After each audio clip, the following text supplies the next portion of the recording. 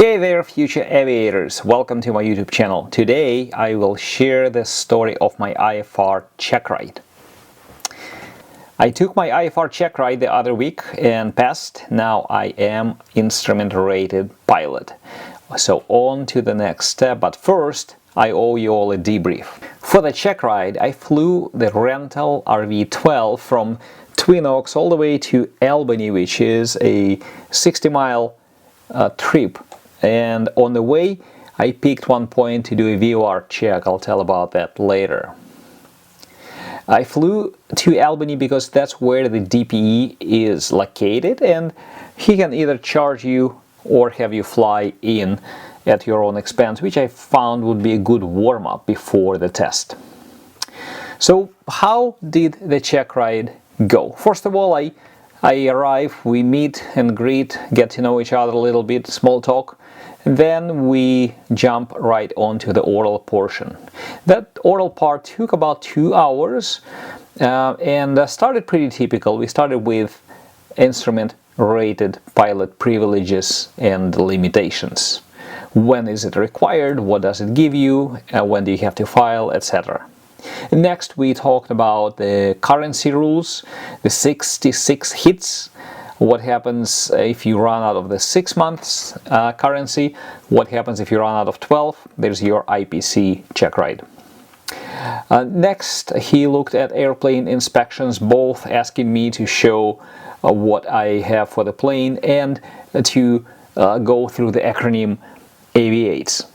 And this is where I spelled out all the inspection items with frequencies and explained how the light sport, which is RV-12, does not have airworthiness directives or STCs. It only has service bulletins, so that makes it a little easier to take the check ride in the light sport.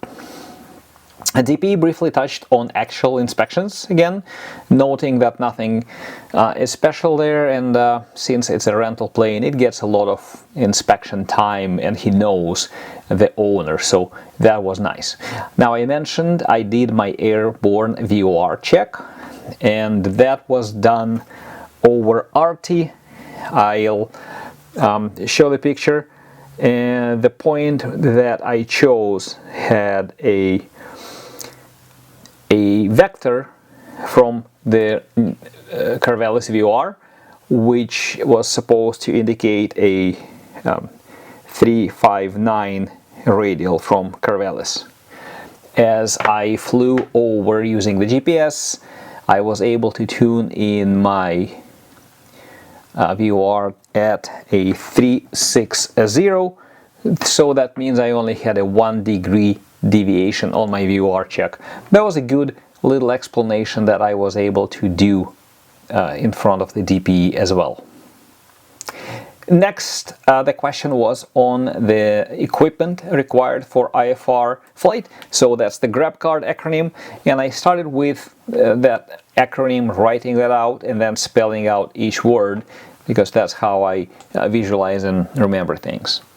The one question that actually tripped me was about transponder requirements under VFR versus IFR flight rules. And yes, you may say that's a private pilot training material. Unfortunately, it's been so long I've probably forgotten some.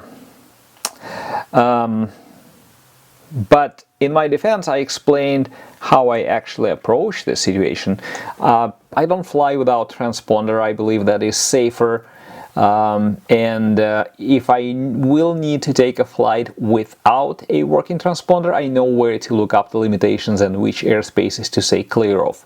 The answer was airspaces A, B, and C require transponder. We did that at the debrief. So hey, if you're flying out in Delta, keep in mind that there could be non-transponder equipped planes out there. And details in 91-215 ATC transponder requirements. Then we went on to a very short icing discussion. Why is it dangerous? What causes it? And where to find information and forecasts and how to stay clear of that. That's the most important thing. A question on icing related systems, but since my airplane had none, that went by real fast. Do expect bigger discussion if your airplane that you bring has actual de-icing equipment. From there, we went on to the personal minimums discussion. I did have a sheet printed with my personal minimums in the binder that I had along with the test results and flight log for the cross country and others. So that was my chance to show preparedness. We went on discussing a little bit on the minimums and the proficiency plans. Both I had spelled out on that sheet of paper. My personal minimums, as I have them, are to have forecasted weather above final approach fix, no icing forecast, and maximum of 10 knots crosswind. We discussed risks of experiences in actual AMC, especially if that's an unfamiliar aircraft, and agreed that the first few flights I really need a IFR rated friend to go along as a safety pilot, just to be there in an unfamiliar situation. Next, we went on the pitot-static questions. I was asked to explain how it all works and what happens if certain blockages occur. Then we switched to the full glass cockpit, which the RV-12 is. This beautiful picture out there, that's the two G3Xs that we have in an RV-12.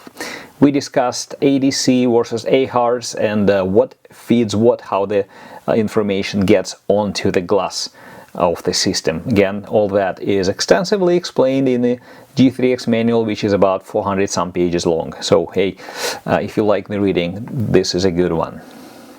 We did discuss more details on the G3X. DP brought up a picture of the screen and tested me on different PFD components.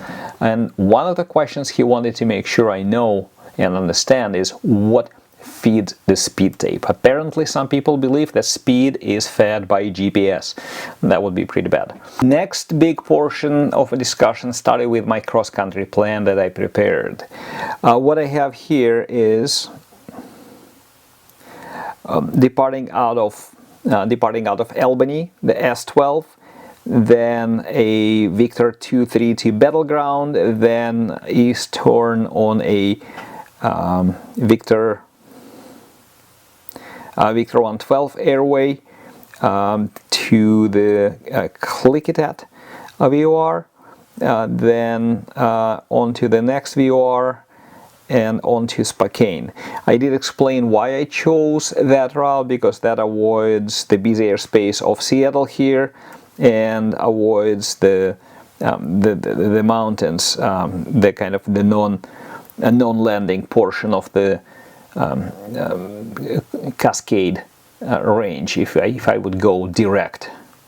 Then what we did is we looked at the approaches at the Spokane field, KGEG, and one of the questions was, well, what happens if none of those approaches are available, except maybe the one with the worst tailwind?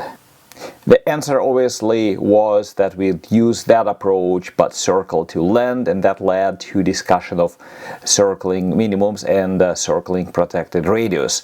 I drew a set of circles around threshold ends, connected them, and got an amoeba kind of like picture. We discussed that those differ by altitude and the category of airplane.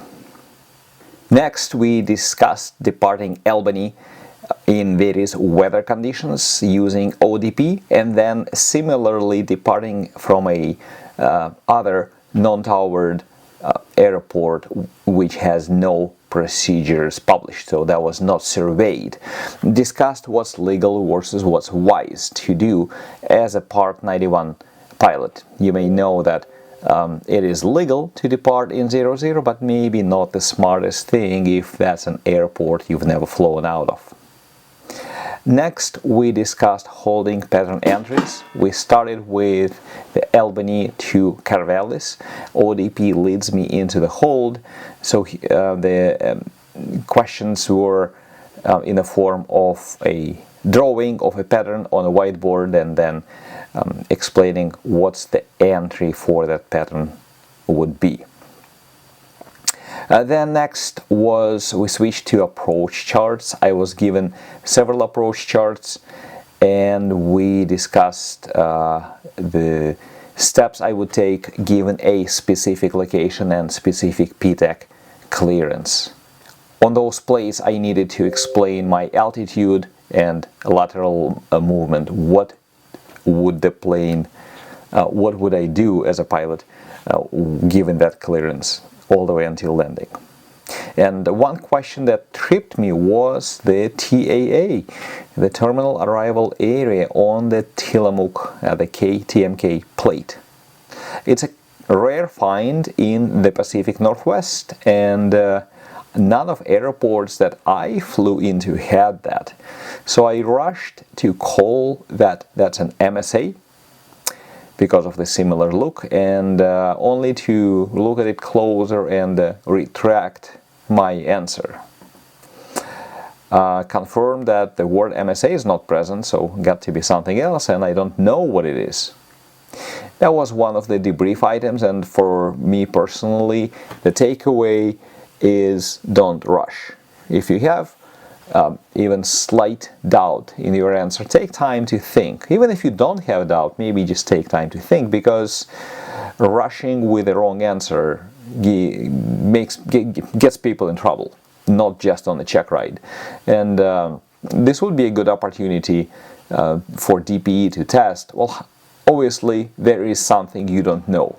How do you deal with that? So there was a good learning moment. And next we switched to a GPS discussion. Started with discussing the satellites and why there's so many required, and then WAS and how that works, separate frequencies, and touched on separate approach modes. So generally just a well-rounded discussion about the GPS infrastructure, why it's needed, what the benefits and pitfalls. Discussed WAS as a requirement for alternate airport planning versus a landing.